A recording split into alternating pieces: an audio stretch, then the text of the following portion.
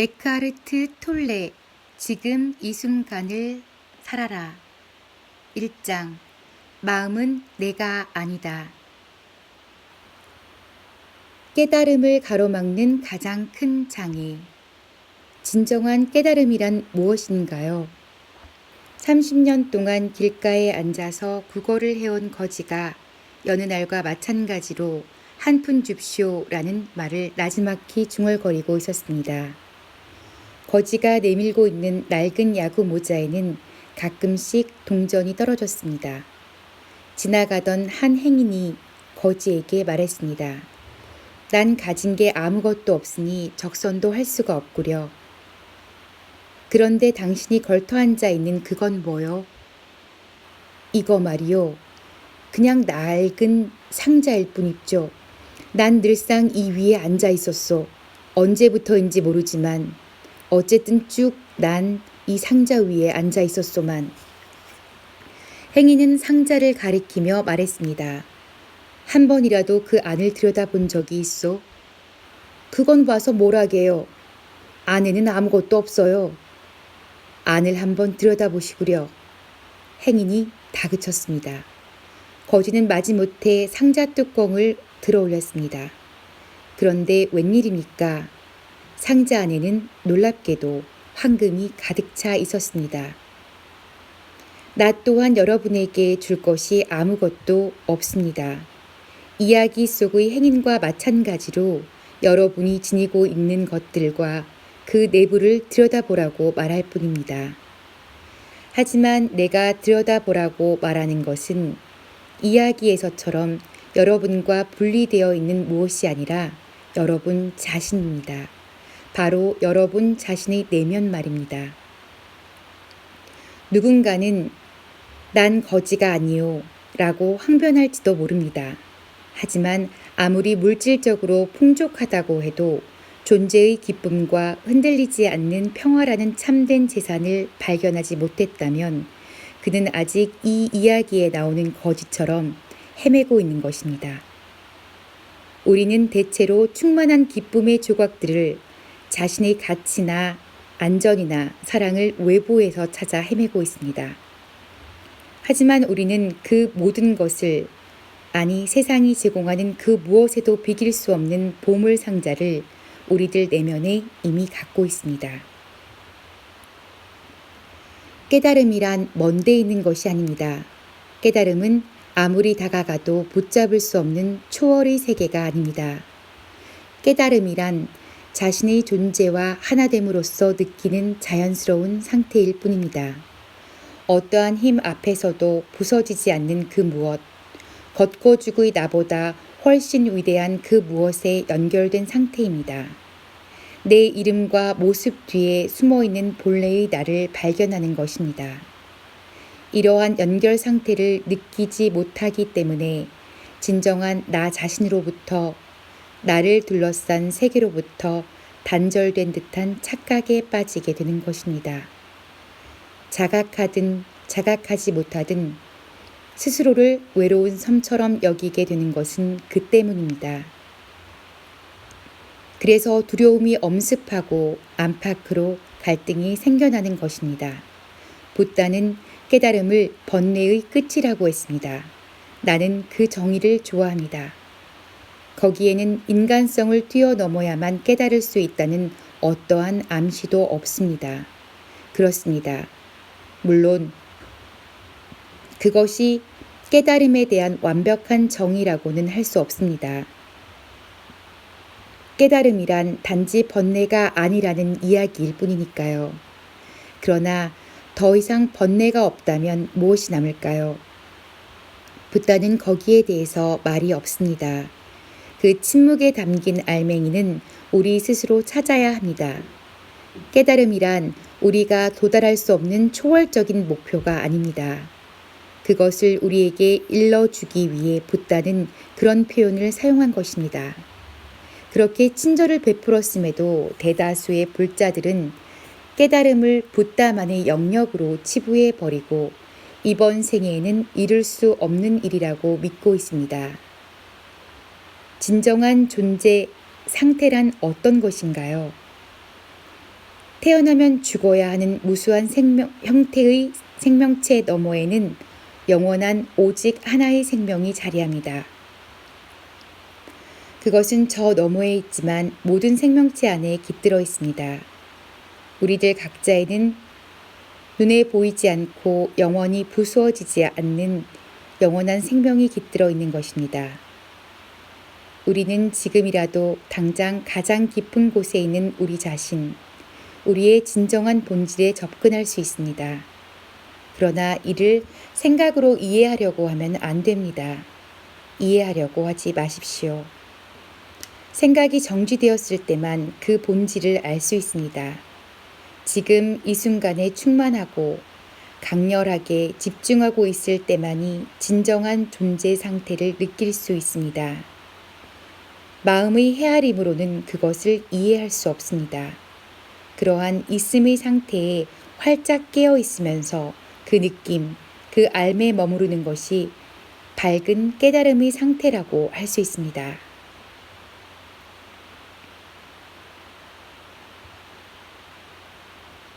진정한 존재 상태란 신의 상태가 아닌가요? 그런데 당신 왜 신이라는 말을 사용하지 않나요? 신이라는 단어는 수천 년 동안 잘못 사용된 나머지 그 의미가 공허해지고 말았습니다.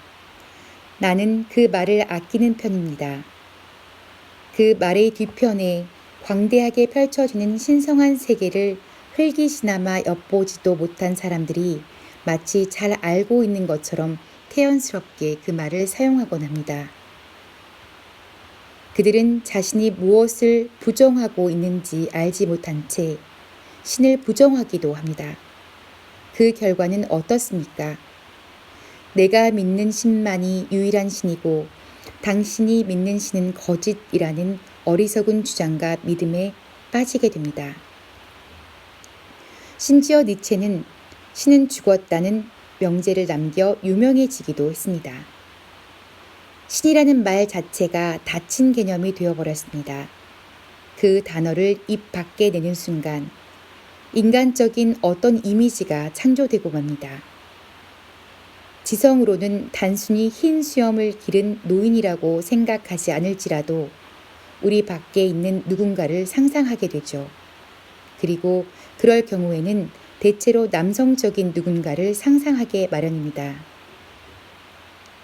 신이라고 하든 존재라고 하든 혹은 다른 단어를 쓰든 그 말 뒤에 숨어 실제를 정의하거나 설명할 수는 없습니다.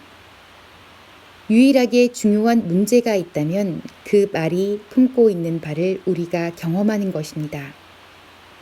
때로는 말 자체가 본래의 뜻을 방해하는 경우가 적지 않기 때문입니다. 우리 자신도 의식하지 못하는 사이에 우리 바깥의 누군가를 내세워 우상으로 삼으려는 경향이 있는 것이 사실입니다. 나는 존재라는 단어를 자주 사용하는 편입니다. 존재라는 단어는 신이라는 단어처럼 아무것도 설명해 주지 않지만 열린 개념이라는 장점이 있습니다. 적어도 그 단어는 눈에 보이지 않는 무한함을 제한된 것으로 축소하진 않습니다. 존재라는 말을 듣고 인간적인 이미지를 떠올릴 사람은 없을 것입니다.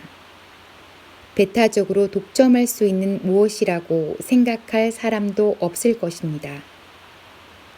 존재야말로 당신 자신의 정수입니다. 존재라고 하면 무엇보다도 당신 자신의 현존 상태를 우선적으로 느낄 수 있을 겁니다.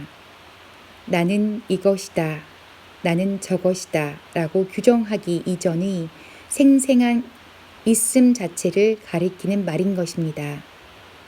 그러므로 존재라는 단어는 당신 자신의 존재를 향해 한 발자국이라도 가까이 다가가게 하는 말입니다.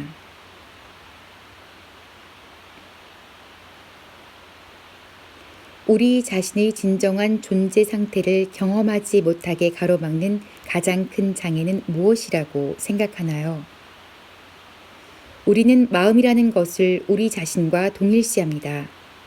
그 때문에 무언가를 생각하지 않으면 안 된다고 스스로를 억압하고 있는 것입니다. 생각을 멈출 수 없다는 것이 사실은 엄청난 고통임에도 우리는 이를 깨닫지 못하고 있습니다. 대부분의 사람들이 그런 고통을 겪으면서도 그것을 정상적인 것으로 받아들이고 있습니다. 그칠 줄 모르는 생각의 행렬이 소음이 되어 내면의 고요한 세계를 발견하지 못하도록 가로막고 있는 것입니다. 우리 자신의 진정한 본질은 내면의 고요한 세계와 일치합니다.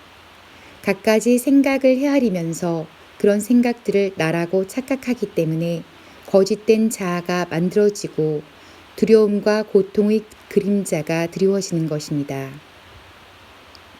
이 점에 대해서는 나중에 더 자세히 설명하겠습니다. 데카르트는 나는 생각한다, 그러므로 존재한다 라는 명제를 만들어 놓고 스스로 가장 근본적인 진리를 발견했다고 믿었습니다. 하지만 그는 사실 가장 기본적인 오류를 범한 셈입니다. 생각을 자기 존재라고 착각한 것이지요.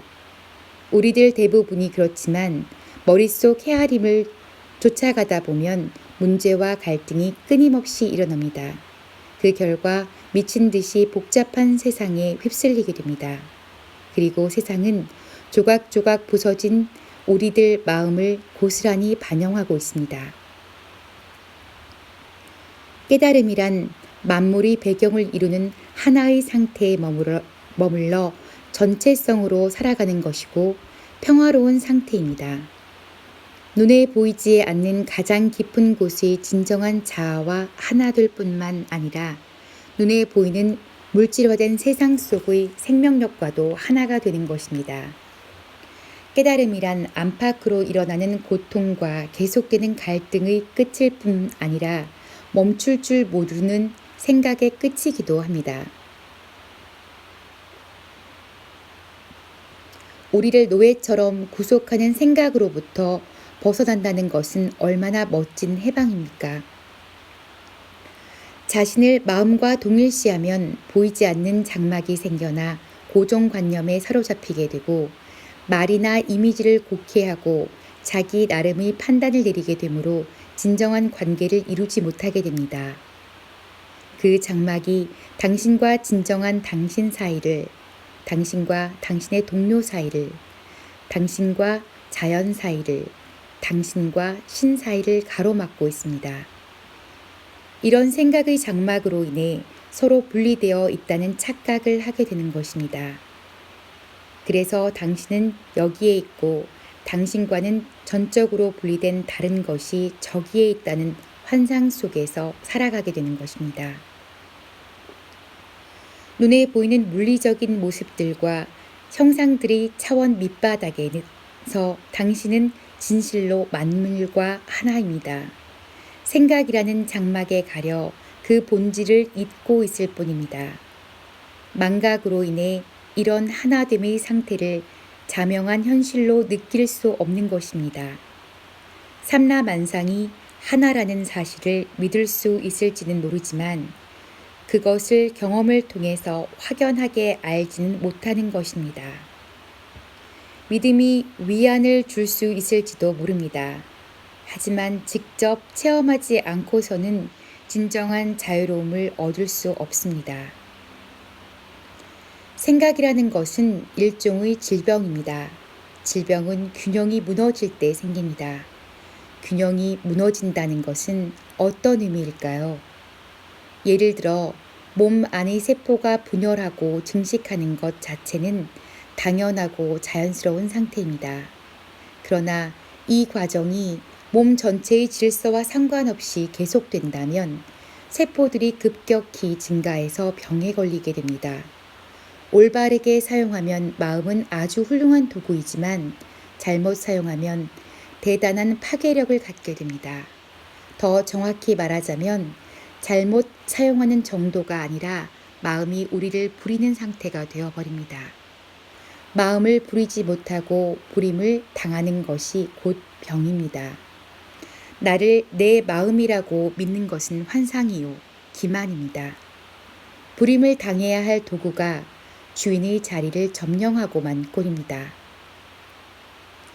전적으로 수긍이 가지 않는군요. 대부분의 사람들과 마찬가지로 나 또한 부질없는 생각을 많이 하는 편입니다. 그래도 무엇인가를 얻고 성취하기 위해서는 마음을 사용해야 하는 것 아닌가요? 나는 항상 그렇게 마음을 사용해 왔습니다.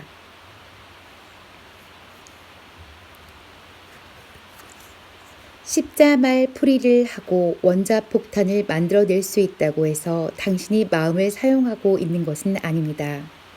개들이 뼈다귀를 물어뜯기 좋아하는 것처럼 마음은 늘 문제점을 붙들고 늘어지기를 좋아합니다. 그것이 십자말 풀이나 원자폭탄 만들기에 매달리게 된 이유입니다. 진정한 당신 자신은 사실 거기에 대해 아무런 흥미도 없습니다.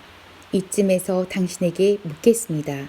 당신은 원할 때면 언제나 마음에서 벗어나 자유로울 수 있습니까? 마음을 꺼버리는 단추를 갖고 있습니까? 생각을 완전히 멈추는 것 말인가요? 난 그렇게 할 수 없습니다. 순간적으로 생각이 멈추는 경우는 있겠지만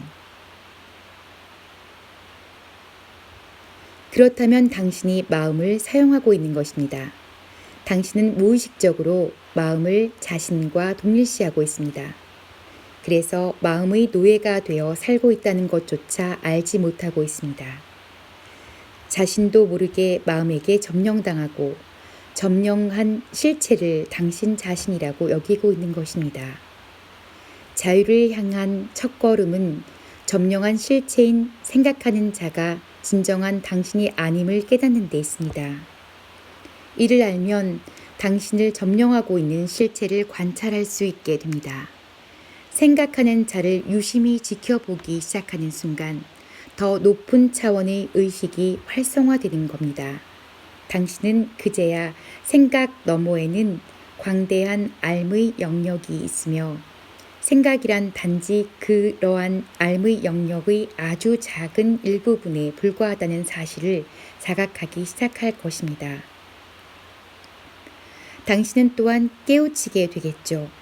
아름다움과 사랑, 창조력과 기쁨, 내면의 평화같이 진정 중요한 것들은 마음 너머에서 온다는 것을. 그럼으로써 망각의 오랜 잠에서 깨어나는 것입니다. 짧게 명상하겠습니다.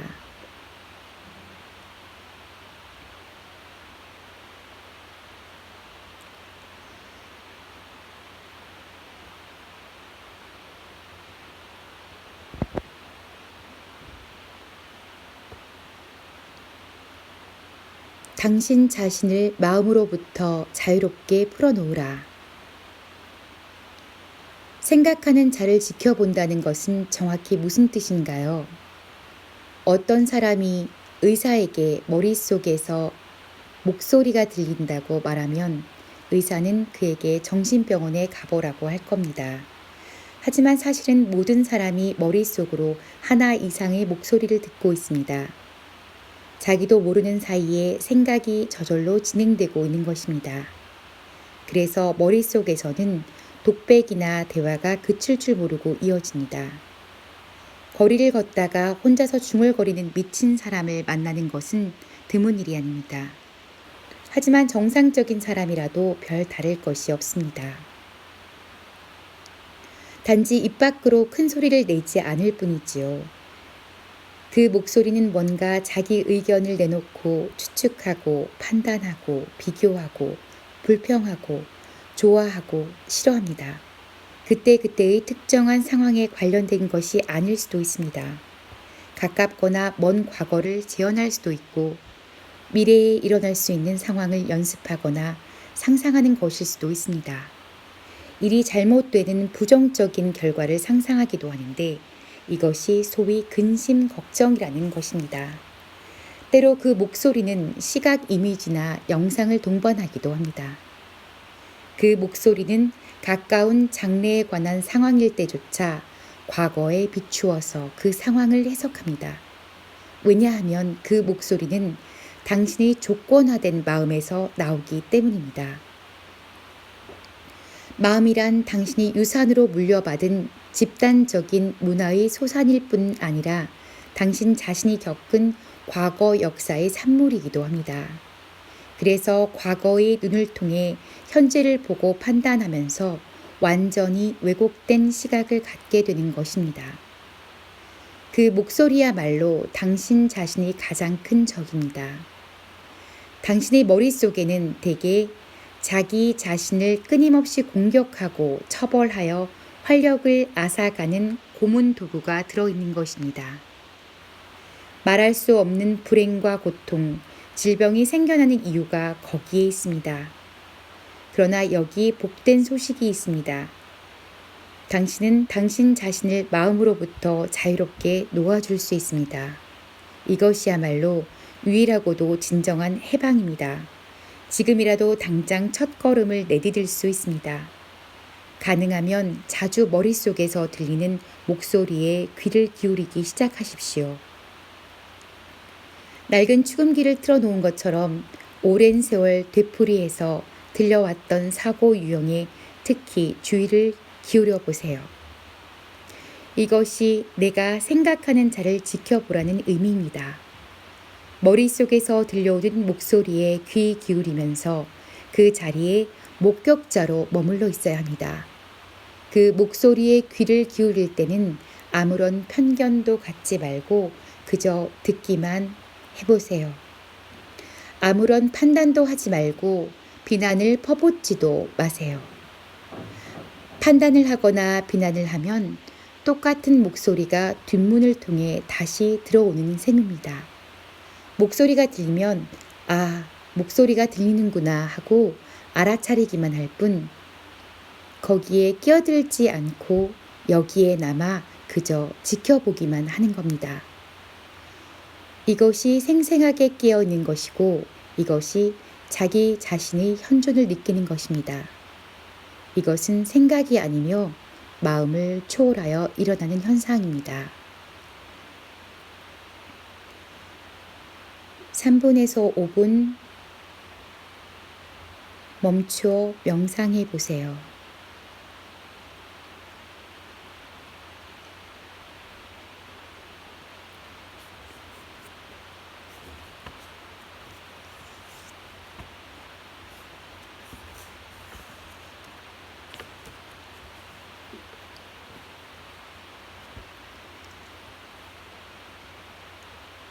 생각에 주의를 기울이게 되면 당신은 그 생각뿐 아니라 그 생각의 목격자인 자신 또한 의식하게 됩니다.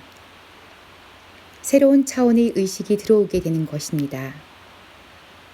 자신의 생각에 주의를 기울임에 따라 그 생각의 저변이나 뒤안에 있는 더 깊은 곳에 당신 자신을 그 현존을 느끼게 됩니다. 그때 당신을 점령하고 있던 생각은 힘을 잃고 재빨리 자리를 피합니다.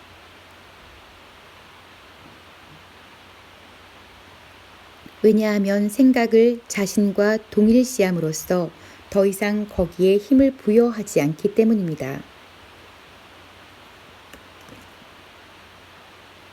이렇게 해서 제멋대로 날뛰는 생각의 횡포를 막을 수 있게 되는 것입니다. 생각이 자리를 비키면 당신은 생각의 흐름이 끊어지는 경험을 하게 될 것입니다. 무심의 틈새를 경험하는 것입니다. 이 틈새가 처음에는 몇 초에 지나지 않겠지만 점차 길어질 겁니다. 무심의 틈새를 경험할 때 당신은 내면의 고요와 평화를 느끼게 됩니다. 평소에는 마음에 의해 가려져 있던 존재와의 자연스러운 합일감이 바로 이것입니다. 연습을 거듭할수록 고요와 평화의 느낌이 점점 깊어질 겁니다. 사실 그 깊이는 끝이 없습니다. 당신은 또한 깊은 내면으로부터 불가사의한 존재의 기쁨이 번져나오는 것을 느끼게 될 것입니다. 이것은 결코 무아지경의 상태가 아닙니다. 결코 의식을 잃는 것이 아닙니다. 오히려 그 반대죠. 평화를 얻는 대신 의식이 흐려지고 고요함을 얻는 대신 활력과 예민함이 줄어든다면 무엇 때문에 그걸 얻으려고 애쓰겠습니까? 내면의 연결 상태 속에서 당신 자신을 생각과 동일시했을 때보다 훨씬 더 또렷이 깨어있게 될 것입니다. 존재의 충만한 상태가 되는 겁니다. 그와 더불어 에너지 장의 진동 주파수가 높아져서 몸이 더욱 건강해지고 생명력이 넘치게 될 것입니다. 무심의 영역으로 깊이 들어감에 따라 소위 순수 의식의 상태를 경험하게 됩니다. 그 상태에서는 현존하는 느낌이 너무나 강렬하고 매혹적이어서 모든 생각과 감정, 육체뿐만 아니라 외부 세상 전체가 상대적으로 무의미해집니다. 순수 의식의 상태는 자기 중심적인 상태가 아니라 자기가 없어지는 상태입니다. 당신은 그제야 나 자신에 대한 예전의 생각들을 뛰어넘을 수 있게 됩니다. 그러한 현존이야말로 당신 자신의 진정한 본질이며 동시에 당신보다 훨씬 더 위대한 무엇입니다. 내가 말하는 바가 역설적이거나 모순된 것처럼 들릴 수도 있을 겁니다. 하지만 나로서는 달리 표현할 길이 없습니다. 잠시 명상하겠습니다. 명상이 끝나시면 다시 시작합니다. 생각하는 자를 지켜보는 대신 단순히 지금 이 순간의 주의를 집중하는 것만으로도 마음의 흐름 속에 틈새를 만들어낼 수 있습니다. 단지 지금 이 순간을 확고하게 의식하기만 하면 됩니다. 이는 누구나 쉽게 할 수 있는 수행법입니다. 마음의 움직임으로부터 우리의 의식을 거두어 들여서 주의를 집중하고 예민하게 깨어 있음으로써 무심의 틈새를 창조하는 것입니다. 이것이 명상의 핵심입니다.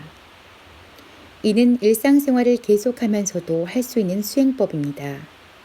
단지 하나의 수단에 불과한 일상적인 활동에 목적을 부여하고 거기에 최대한 주의를 집중함으로써 그 자체가 목적이 되도록 하십시오. 집이나 직장으로 통하는 계단을 오르내릴 때 그 계단 하나하나에 걸음을 옮겨 놓는 동작 하나하나에 들이쉬고 내쉬는 호흡 하나하나에 주의를 집중하십시오. 온전히 지금 이 순간에만 존재하십시오. 손을 씻을 때에도 거기에 수반되는 모든 감각에 주의를 기울여 보십시오. 물이 흐르는 소리와 물이 닿는 느낌, 손의 움직임, 비누의 향기 등을 놓치지 마십시오. 자동차를 탈 때에도 문을 닫은 후 잠시 모든 동작을 멈추고 호흡의 흐름을 지켜보십시오. 고요하지만 강렬한 현존의 감각을 느껴보십시오. 그렇다면 이러한 수행이 얼마나 성공적이었는지에 대해서 어떻게 알 수 있을까요? 당신이 어느 정도로 내면의 평화를 느끼는지가 그 기준이 될 수 있을 것입니다. 잠시 명상하겠습니다.